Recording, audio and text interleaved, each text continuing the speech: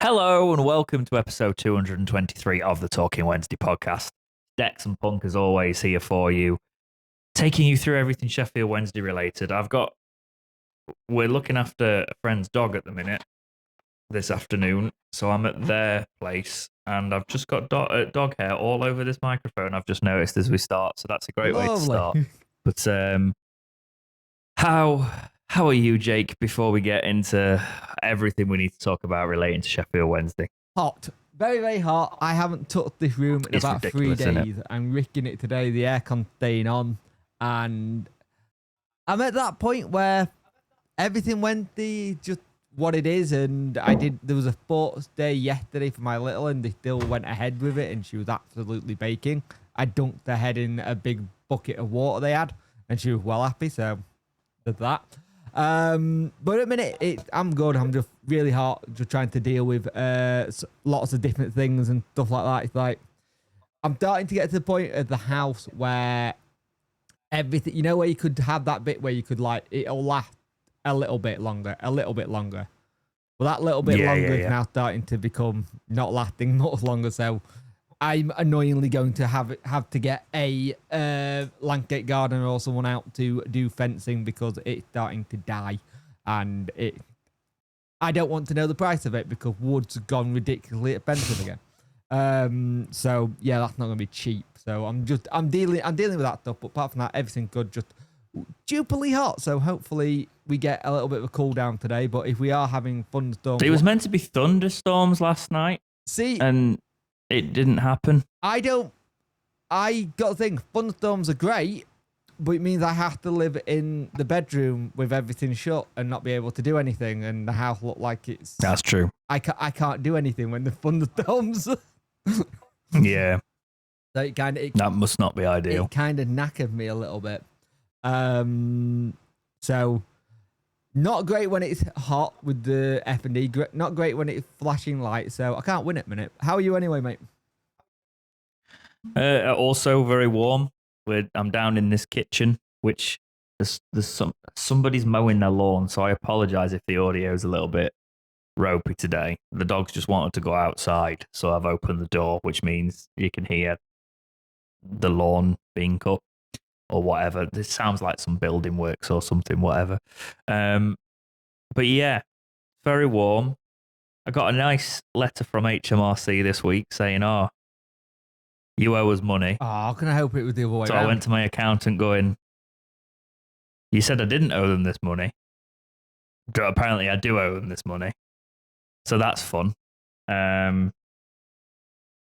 Luckily, it's not late fees or anything like that. If you do your taxes yourself, you have a January payment, a July payment, and the July payment wasn't what I expected. When I got my accountant talked to me in January, so I'm a bit great. Yeah. Do you want to send a letter because now I've got a DC on how accountants and HMRC work? Well, I obviously knew when the payment, but it was more of a case of now I've got to sort this money out by end of next month. So it's a little bit annoying because things are a little bit tight in general at the minute anyway. Yeah. But there we are. It's the way we'll work. And guess what? You have to pay the HMRC. Funny enough, I didn't know that. Oh, wow. You do. But yeah, other than that, working in this heat hasn't been fun. I've been opening my children's cardboard over on the second channel as a short series. Again, I'm trying not to spend too much money on that. I'm trying to actually pull cards and then reinvest into that because I don't have the money to do what I used to do when we started this podcast. Collect all the nice shiny things, do all of that. I just don't have that. It's just not a practicality anymore. But I'm thinking if I can do it as a series, get that going a little bit, get to reinvest, then I kind of can keep my hobby going in that regard. But just, that's going to be a situation. Because the thing is, the popular people who do all of that buy stupidly expensive things to open. And that's what's made the market go crazy. Don't get me wrong, that's made a lot of my cards that I've had for many years be worth quite a bit of money now. Yeah. But it's also a case of selling that's going to be a pain in the arse. And what do I want to sell? What do I want to keep and stuff like your that. biggest issue is going to be the fact that you're going to have all of it graded, and grading costs. That's the thing. Yeah, because I was looking last night. I was looking at like, I've got some bits that I've pulled like years ago that I don't really care about, and I obviously just sleeve them, top load them. They're not like, oh, that's cool, but that's not really for my collection sort of thing. I'm like, do I send it to something like Ace because that's the UK one rather than sending it to PSA? And then even though Ace is not as respected as PSA at the minute, it's still got a grade on it, so it's sellable, it's more sellable, etc. And then somebody can cross grade it if they want. Having the grade just in case. But the wait lists, they're all full. Yeah, because it got like you said, I can't even because it got mental again. Because there's a bit of a spoiler if you're watching. I know a few people who are subscribed to the channel are watching this. I've pulled something out of the new set that's very gradable, right? And that's coming in the next week or so. That's quite exciting. And I was like, right, I might do a series of the cards that I pull from this. You've seen me pull them on camera. Let's get the good cards graded. Yeah. And then that's another series. Do you know what I mean? Yeah. But I was looking and the wait list is just silly. So we're not doing that because you the only thing is like limited places for like top thing. And then you have to pay 25 quid a card to send. And then there's the insurance and things. And it's ridiculous. Yeah, it is. Just for the example, like the base price is usually a tenner to 12 quid for a card. Yeah. So you're spending a lot if you're spending on that top end service. Anyway, yeah, it's been all of that. We ended up sort of saying we'd pop over today to look after the dog this afternoon, sort of thing.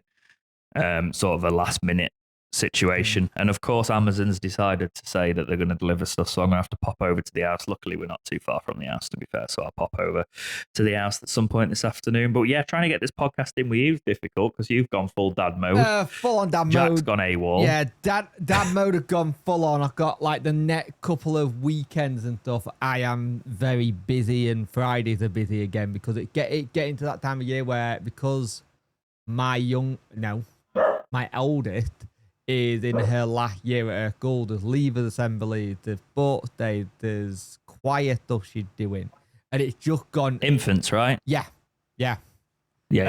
So it's just gone absolutely manic. And then at the minute, I'm trying to. If anyone's seen the channel, I am doing a lot, but also not doing a lot all at the same time. I've ramped myself down a little bit for me. Your likes are doing stupidly well, by the way, Jake. I looked on one of your videos. Like, your like ratio, like, you've become popular all of a sudden. What's happened there? I don't know. I have no idea. But I noticed it the other day as well. Like, this is weird. But I was looking. I reckon you're going to overtake this channel with your churn, you know. I might have to up the game. Well, the other day I got, like when you do like, there's a certain company called V-Up TV or whatever it is, and they'll tell you when you've hit certain milestones. And the milestone the other day made me feel a little bit sick because it was 4,500 uploads I've done on that channel. Yeah, no, I've not done that. Which it made me feel a little bit like, yeah, that's a lot of videos. I don't even know how many I've posted. I'll quickly have a look on my own page, see what it says. It should tell you in the about. It does. It says it on the front. Oh, 873 videos. Yeah, it's that's quite a difference, actually. Yeah. Because if you think about that, like a good, 223 now of them are the full podcasts. Yep. And then if you think about 2 to 3 clips from most podcasts, probably in terms of my actual channel, probably less than half of that. So probably less than 400 of actually just me doing videos. And the rest of it podcast. So yeah. Because the podcast obviously bloats the channel a little bit. Yeah. But it keeps the lights on. So there we are. Yeah, that whole thing. You had a COVID fever dream and you just went with it. Pretty much. And you'd been bugging me in my emails for long enough that I was like, right, do something together then. Yeah. No, but I'm glad because it's weird. It's like I look back now and it's been 4 years, Jake. I know, mental, innit? It's absolutely mega I was hot. messaging a mate of mine from work. We started work together. He popped up in my YouTube algorithm, right? Right. Because he's got like a Pokemon channel now that's got like 25k subs and he's doing like 30k a video and stuff Bloody like that, hell. which means he's obviously getting in. Yeah. And I was like, I know we started work together like 7 odd years ago. So I just messaged him and went, smashing it, mate. You've just actually ended up algorithmically. I didn't even know you had a channel, algorithmically ending up in my feed sort of thing. So yeah, it's just crazy because Blink and me and him were like fresh 23-year-olds starting a new job, and now I'm 30 and pain. And now you right. now you get out of bed and everything cracks. My knees cracked for the first time the other day, like proper. Like I stood up from my chair and both knees at the same time cracked, and I was like, wicked. That's really good. I love that. But no, I'm just trying to survive this heat at the minute, mate, and we'll get through it. And I love the heat. I love the summer. But the problem is, where we've moved, we don't really have a garden situation. I can't just sit in the garden drinking beer. That's when I love the heat. That like now the heat is just inconvenient. When me and Soph go and buy somewhere and we've got the garden sort of thing, and we can look at that a little bit more, that'll be completely different. But see, I've got the garden space. I just don't utilize it enough yet because it needs a lot of work. There's not a lot of privacy on yours either. No. You need to put like full fencing up and stuff. That is happening now, definitely. Yeah, I reckon what you could do at the top of your garden though, where you've got that square, I reckon you could like sort of, is it lattice fence it? Yeah, I reckon you could do that and then put like a gate in. And then you'd have like a big rectangle up at the top where you could just have like grass and stuff for the kids to play on. And that completely, and you could put like hedges all the way around that fencing, and I reckon you could make it a little garden at the top. We are planning on doing, because that top bit is such a sun trap and we don't utilize it. And I'm looking like lots of the outside face of my bit, I'm looking at like making a bit bigger. Like where we first did the first podcast in person, that base is getting knocked down eventually and opened up so we can get 2 cars in. Well, yeah, because I can't get my car in yours at all, and it does me nothing. especially now they've got rid of the car park. Yeah, like coming to yours was a pain the other time. It's so hard. I guess we've eventually, Jake. Like we haven't spoken in a little while, but I guess eventually we've got to talk about Sheffield Wednesday. Now I'm at the stage.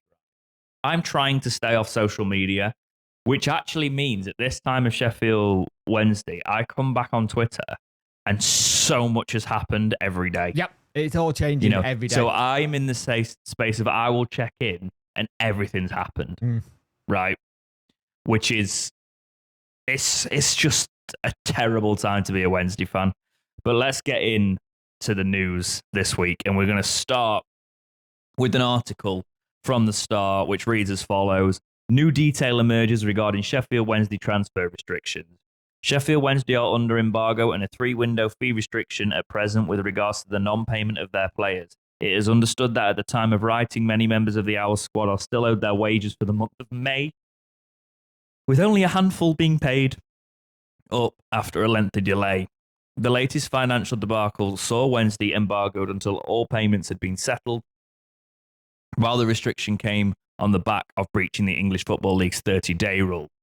Whilst under embargo, the club are limited in terms of how many players they can sign, only being allowed to staff up to 23 permitted players, and the fee restriction means that they won't be able to sign anybody in any deals that require payment until January 2027. Now it has emerged that there is another factor to take into account: what sort of wages they can pay. We already know that whilst under embargo, the Owls cannot give contracts that last more than a year or sign loan players for more than half a season. But it is understood that there's also a cap on how much they can pay new signings. Around £7,000 a week. That's a figure that would limit the sort of player that the Owls can recruit. What that means for the likes of Barry Bannon, Callum Patterson and Akinfamio, who are not technically new players, remains to be seen, and it is thought conversations are taking place on that topic at the moment. It may be that the club could go over the limit due to them being renewed contracts rather than new signings. So, Jake, when we look at this, it's interesting. It's worth pointing out that the 7K transfer fee thing, wages only applies while we're under embargo. Yeah. So that won't be part of it's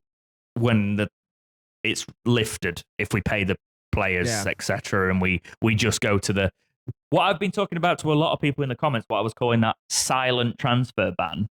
Well, that is happening now. Yeah. That's in effect. And I actually need to dig a little bit further because people have been asking, well, what if we get a takeover? Will the EFL it still counts. sort of get rid of that? No, it still counts. So basically, that's what I'm thinking. It's not on the owner, it's on the club. The owner thing is... Now you can appeal, right? There's one thing you can do with appeals. You can get it taken from say a free transfer fee ban to a one transfer fee ban. That's what Newport's done recently. They've appealed it. They've gone to a 1 or 2. I can't remember. So it limited it. So they can appeal it and go into a lower situation. But new ownership will still have this situation because the charge isn't against DC. Now, I did come up with some clever way of maybe going around the 7K a week thing. It says nothing about bonuses. No, you can do the Football Manager. We're actually going to pay you £300 a week, but every time you play, you can have 12 grand. Yeah, you know, exactly. That sort of it thing. says nothing about bonuses, so maybe the way around it there. But you say way round it, you don't want to hear that way around it. You don't want people to be paid. The fact that we are now on the 21st of June and they are still not paid is ridiculous. And we're getting to the point where people can paydays next week. Well, it depends on your company, but like some people it'll be Friday next week, some people it'll be the following Monday. Yeah, and it's going to be this situation again. We are in trouble. We're relegated without even playing a game next season. Yeah, I know there's questions about will the season even start, Jake?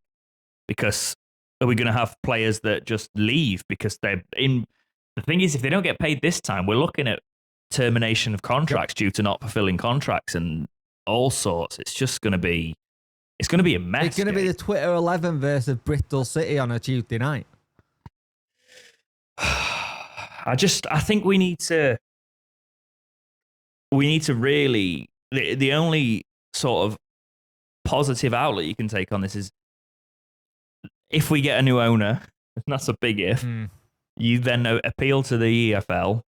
They take it down to just like a 1 or 2 window transfer ban because they understand the situation with the ownership, which could happen. I do think and there's best a little case bit scenario is you manage to fix this mess within like 12 months, but that's the best case scenario. We're going to be having to do a Birmingham from the other season where they go down, they smash League One, come back up. But the thing is, whoever comes in, and we say if a takeover thing, because what gets me is that I don't get how not paying people on time doesn't breach the fit and proper person test. Yeah, I don't know why it's not triggered a new one. That for me, surely because that's a breach.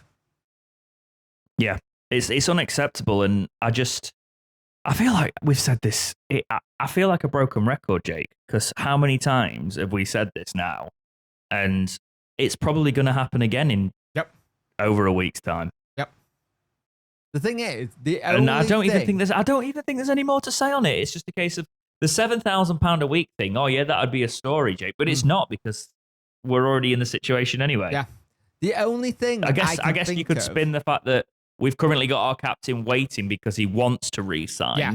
But he might be in a situation where he's forced not to re-sign at this rate. Yeah, and you got the thing where there's lots of other clubs looking at that and keeping an eye on. The only thing I can think of, in terms of why he's not paid him, he's gonna do like a double it all on when you get paid for your wages in June. I'm gonna pay you all of what I owe you in May and then all of what I owe you in June. But it's then you're paying more money. When you say you've got no money, how's that work? I don't know. Sorry, I had to let the dog was panting outside. He was having a nice chill, and then he started panting. So I was like, "No, you're coming inside." It's that kind of thing where if he's doing it, I'm going to pay you all what I owe you and then some.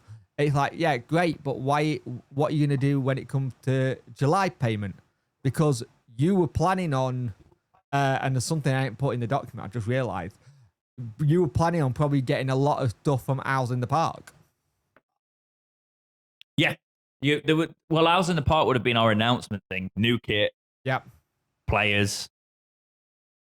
That's a good point. Yeah, Hours in the Park's been cancelled. Good. Doesn't really shock me. that would have been atrocious. Yeah. I think. And like, which players would have turned up? None. They're not being paid. No. The thing is, as well, I think you've got these outgoing players, which could cause a bit of a fuss for us, really. If they try to take some sort of action. Well, it sounds like the likes of, like, say, someone like a Marvin Johnson, Paul Valentine, they are going to be taking action to, like, get their money back. Because if that happens, that's where admin can get triggered. Because then it's a creditor against DC, not the other way around. Because DC, technically, again, DC can't do admin. A, can't afford it. And B, the debt's in his name. It's not in the club's name. That's the issue. Yeah, that's true. And the one thing I am worried about it with the admin route, because the admin route is passed around a lot, and sometimes that's probably a benefit, especially because it's all in DC's name. You know, because admin ends up coming down to asset stripping. The thing for me there is the stadium. What happens with the stadium because he sold the stadium? The problem you've got there is, as well, though, whoever buys it can't do anything with it. It got a protected stated on it. It got to be used for the community. That's true. So they did that bit. And also... I mean, actually then, well, if you think about it that way, admin is perfect because then you get new owners coming in and they can just buy an asset stripped Hillsborough. See, this is the other thing you've got, though. Well, the EFL, before we go into admin, they'll do the whole thing of go to DC. Look, we know there's at least 3 to 4 parties wanting to buy you. You're going to sit down and talk to them. They can't force him, but they can go, look, we know the 3. We're going to speak to at least 3 or 4 of them, find out what the plan is. If they haven't already, to go, hey, we're going to speak to you, find out why he's not doing it. Because if you actually do, like, all the conversion rates, if you actually do, I think it was $75 million, that doesn't equate to 75 million British pounds. It's somewhat stupid. It's like 60 or 55 million. It's somewhat dumb. So that's why he done it, because it's not going in British pounds, and then he's gonna convert that back to Thailand baht. I will say the offer that when it's interesting when we found out a little bit more about the actual pricing of the consortium's offer, it was a lot more add-ons than upfront money if when you looked at it. So I could see why there was rejections there, but that was on the basis of Chansiri being able to do things now. He might need to just take anything for the club at this rate. He's stripping it to the ground, you know. He's running out of options. Yeah. And it's just a mess. And I'm tired of saying it, Jay. It's why I've stayed off social media. Like, it's just every day I'm like, oh, this is happening to my club. This is happening to my club, sort of thing. Like, I can't be bothered. And yes, the club are appealing, so it's worth saying that the club are appealing. I don't know why. The only reason you can think they're appealing it is that they know something that we don't. Yeah. Or Chansiri thinks he knows something. Yeah. But the man who sold it to him, Jake, has spoke. This is really, and actually, I will say this is really weird because I joked to a friend about this. I sent a message, imagining someone came back and he kind of thing. And I wasn't expecting to hear this on Radio Sheffield. And my mate sent me a message saying, all right, Mr. Jake, sod off now.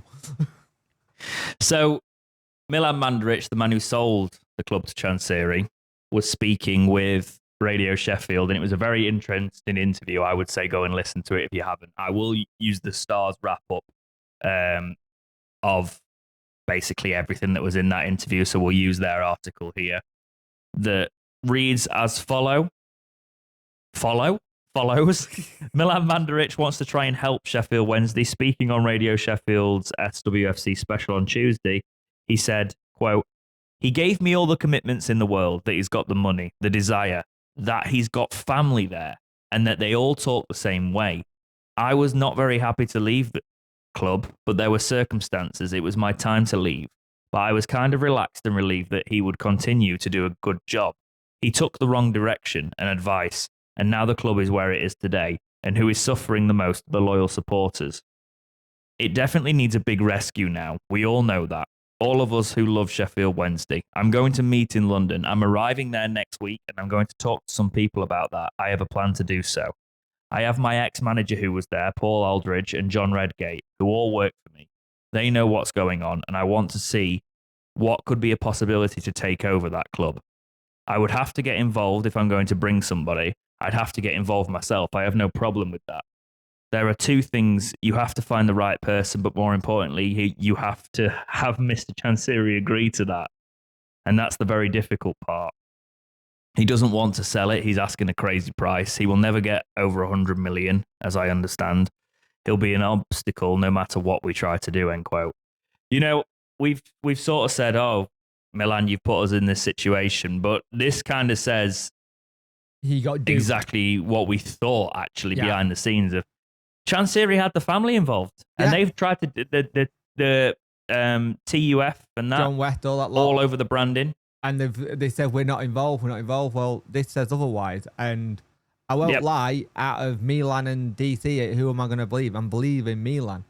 And the other thing is, so am I. Especially because like a lot of people are saying, oh yeah, he's owed 10 million. He just wants to come back. Right, that 10 million is only if Wednesday we reach the Premier League, right? Which he knows is not going to happen now, sort of thing.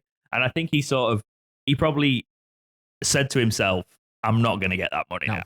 Like, and people are going, oh, he's coming back to protect his investment. I'm like, yeah, but Wednesday need to get to the Premier League for that. If he's coming back and he's talking about a takeover of the club, he might get some sort of, if he actually instigates it, he might get some sort of fee there. But I think this is more of a case of Milan's an old dude now. He's 86. Jake, right? Yeah. He's 86 years old. He had a really, really good bond with our club. And as you get into that, I think he's just the situation now. This is my mess. I need to at least try and do something about it. And I really commend this. Yeah. Like the way he's taught, even if he can't do anything sort of thing, he's trying. He's got more money. He's got more money than God. Do you know what I mean? Like he could just sit on a beach, live out the rest of his days, but he's realized something's happening with the club I've sold here. And and it's like, oh, well, why? He must be coming for his 10 million. 10 million that he's not guaranteed to get no matter what. You know, I think he's coming because he's at that stage now where he's like... Make you wonder how long he's been watching I should probably do something about this. But it also makes you wonder how long he's been watching this and making to see. And again, there's a common theme that keeps coming up every time DC and people are called. DC is hard to work with. DC is hard to do anything. I've never known business like this with DC. I've never known this. I've never known that. They keep coming up from different people. Milan said it. I've offered my advice before and he said, I'll think about it. I'll ring you if I need you. He doesn't do that. It's his way or the highway. And the thing is, with Milan, the big thing I got here is that he still obviously cares about the club. And it makes you wonder how long he's been watching this and just waiting and waiting and waiting. And the thing is, the only person who's ever been able to struck a deal with him and get something with it was Milan. So I'm wondering if there's a case of going, look, I'm going to do this because I knew how to get a deal with him the first time when I didn't want to go. Everyone knows the reason why Milan left the first time. And the thing is, yes, I've seen some people go, oh, we're going back to the well again, or we're getting someone in again. It's the wrong direction. If it means getting DC out for a small bit while Milan goes, right, I need to get a better structure in place and better people. And again, the EFL, finger crossed, is a lot better at getting people vetted this time. So you pray that someone like a DC wouldn't fall through the cracks again. I think at this stage, you just need someone to come in and we don't need Mr. Moneybags. We just need someone to stabilise the club and do the things right, because the damage you do into Sheffield Wednesday is ridiculous. Yeah. And the one thing that Adam Shaw said that really did stick with me, because we've been banging on about it for years, is what is Sheffield Wednesday's marketing? We don't market this club. And there is a huge potential. There's always been a huge potential there. And Chansiri's just never capitalized on it. He's actually, funnily enough, he's taken away some of the iconic branding of Sheffield Wednesday and made us less marketable there. I quite like the new badge. Yeah. Don't get me wrong. But the new /old badge. But all the iconography we had before is gone.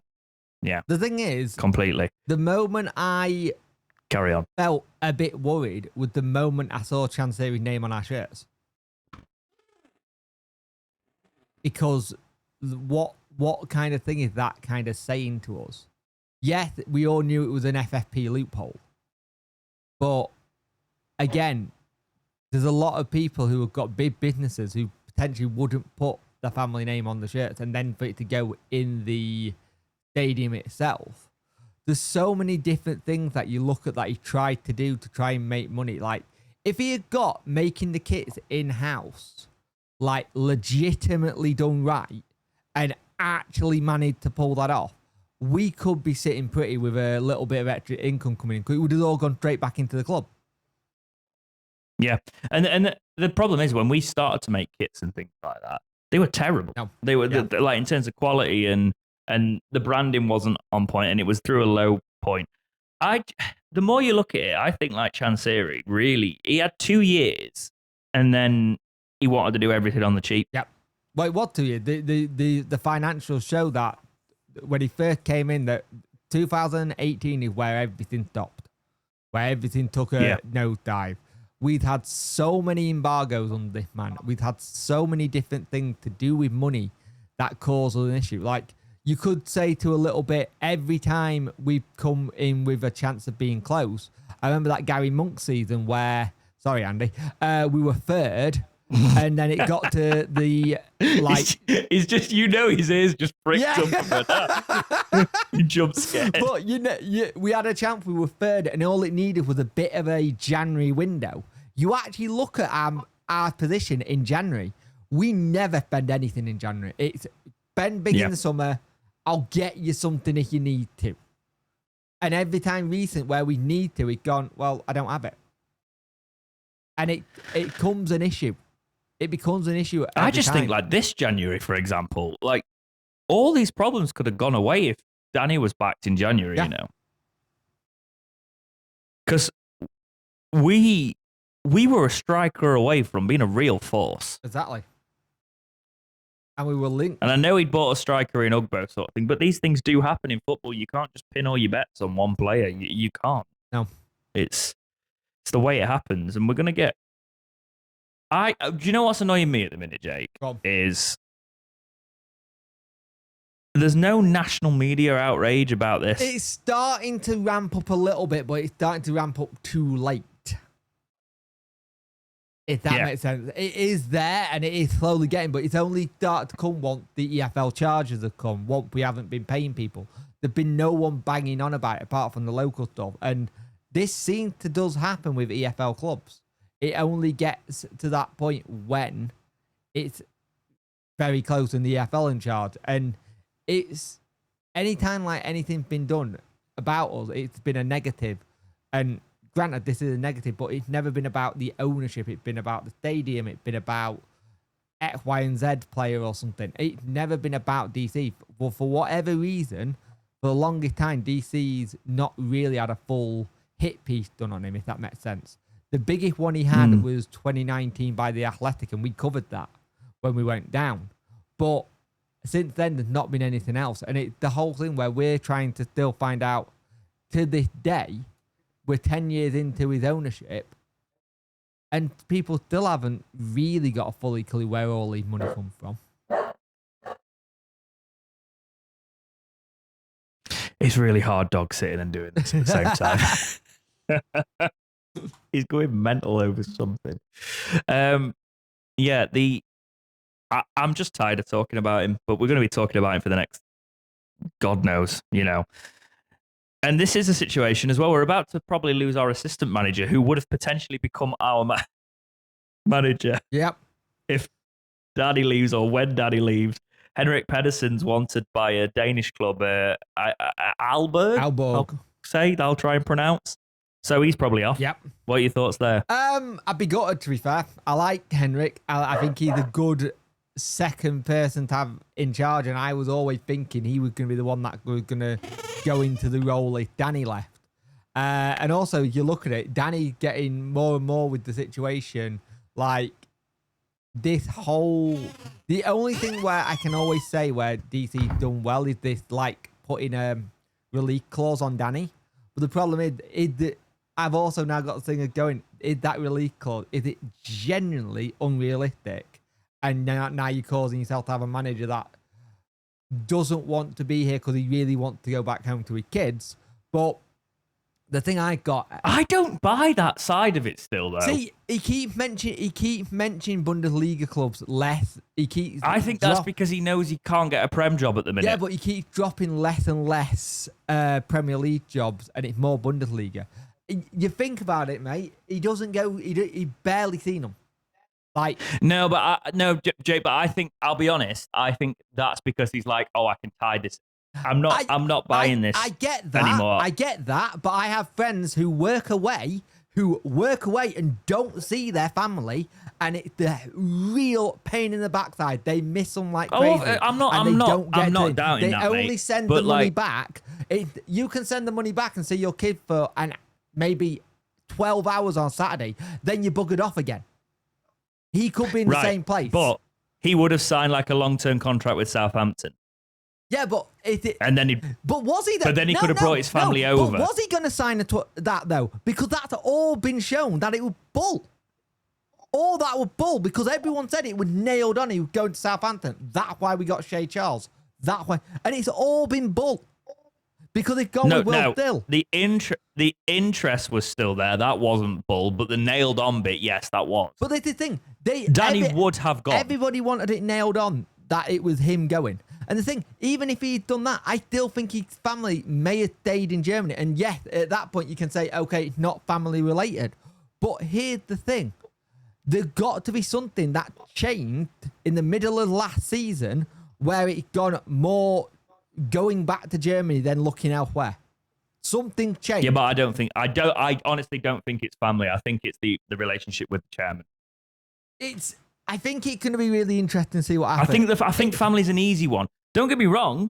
Like, I know it's like I've not got kids and things like that, but I know what distance is like, man. Yeah. Like, I've been in situations where I've worked 6-day weeks. I've traveled like hours and hours and hours to be with a partner, etc. Do you know what I mean? Like, it's a pain. And after a while, it drags you down. I do think it's a convenient way of him saying, I want to leave. If that's what you're trying to say. This is what I'm saying. Because it's a case of like, if a top-end championship club for him, if a Prem club came in for him, he would go there. He's talking about his ambitions, and now he's like, oh, well, I can make this. He can kill two birds with one stone, really. He can go home and he can get a job at a decent German side. That's why he's pitching it that way now. I think what doesn't help is because there's so much uncertainty about everything. And, like, I'll be honest with you, I won't lie, I'm still peed off that he was doing interviews when the first thing he said to us was like, I'm going to go back home and spend some time. That's where a lot of it stemmed from with me. He talks about his family, and the first thing he does, he gets on a plane and does interviews. When he says he's getting on a plane and he's going to go and see his family, actually, no, he went straight to an interview.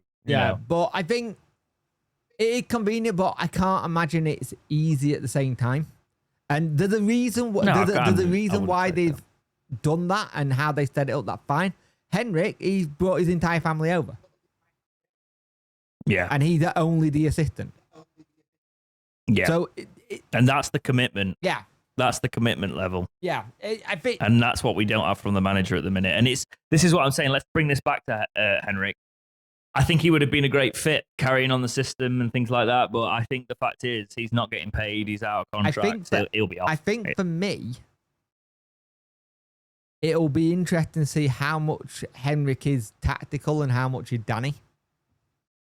Yeah. And the thing is, I think the other thing you've got as well that kind of annoys me a little bit. Yes, you've worked in football a long time, Danny, but you haven't done you've done a full season and a bit. I think before you start looking at clubs, you need 2 seasons minimum. If you start in football management to be able to go, look, I've done 2 seasons minimum. I've done this. I've had this. I won't lie, Sheffield Wednesday is a brilliant case study for you to go, I know how to handle stuff when it goes thing. It can't be as bad as what I did in my first job. Kind of thing. But I think if we lose... Yeah, but also I don't think he's pitched himself very well either. You know, like, you could say that, like, actually this second half of the season's damaged him a bit. You know, at the end of the day, so, if Henrik goes, it'll be a big blow, and I don't blame him if he goes, to be fair. Let's be brutally honest. Sorry, were you talking about Henrik or Danny there? Henrik. I don't blame Henrik if he went. No, before that, when I said the thing about Danny in the second half damaging him. Yeah. Doesn't matter. Either way, I was referring to Danny there. But in terms of Henrik, I don't blame him at all. No. And I think more and more is going to come out. And you know what the great thing is, James? Go on. The players are back on the 26th. Next Thursday, all the players are meant to be back for pre-season. 5 days. Wicked. And apparently the training ground isn't finished or done. Oh, by the way, we forgot to read the article that 2 days ago they said the Wednesday website said 2025-26 EFL fixture reveal next week. Wow. Yep. Well, are we going to be able to play in any of those? Who knows? Jake, it's warm. I'm tired. Yep. Ditto. Sheffield Wednesday doing my head in. Let's wrap this week up there. Yeah. Have you got anything to add before we finish? It could get a lot worse before it gets better, but let's see what happens. Let's see if Milan can knock some sense into him and get either a deal sorted or be helping the way of getting a deal sorted one way or another. Well, I feel like we're at final chance saloon and it's getting scary. It is. I just want, if I'm looking at, like, what do you want to see in 5 years? I want my club to be there. I want us to be stable, and I want this to be a long distant memory that we go, oh, that was scary, wasn't it? Yeah. But at least we got through it. Yeah. And it's very worrying when you think about that with your club. But guys, join us in therapy every week as we talk about Sheffield Wednesday. Take care, and we will see you in the next episode of Talking Wednesday. See ya.